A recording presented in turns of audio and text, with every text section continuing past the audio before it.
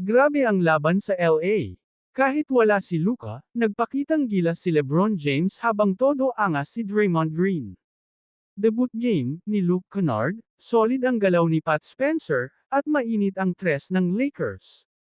Mainit na bakbakan ang naganap sa pagitan ng Los Angeles Lakers at Golden State Warriors mga idol. Sa kabila ng pagkawala ni Luka Doncic, day-to-day lang ang injury, pinangunahan ni LeBron James ang Lakers sa isang all-around performance.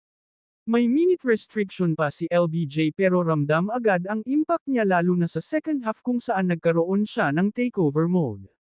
Sa panig ng Warriors, Pat Spencer ang naging sentro ng opensa matapos convert ng Golden State ang kanyang kontrata mula two-way patungong standard.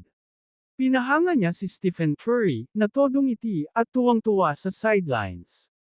Hindi rin nagpahuli si Draymond Green sa pagiging pisikal, may hard fouls, trash talk, at stare-down moments na lalong nagpainit sa laro. Nadamay pa sina Austin Reeves at Jared Vanderbilt sa banggaan at emosyon sa court. Isa sa mga highlight ng gabi ay ang debut game ni Luke Kennard bilang Laker. Sa unang tira pa lang mula sa labas, agad itong pumasok at nagpakita kung bakit isa siya sa mga high-percentage three-point shooters sa liga.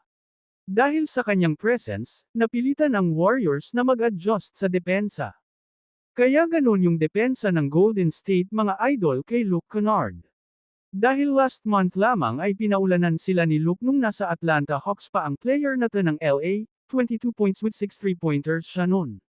Under 3 minutes mga idol, Draymond Green. Hard pick kay Austin Reeves.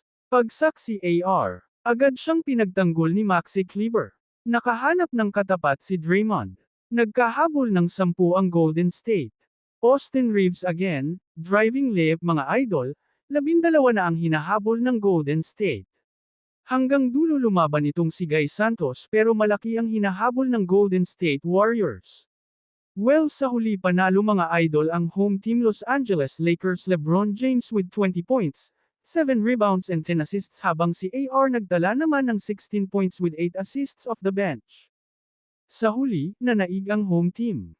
Final stats. LeBron James 20 points, 7 rebounds, 10 assists. Austin Reeves 16 points, 8 assists, off the bench. Isang solid na panalo para sa Lakers at isang entertaining na laro para sa mga NBA fans.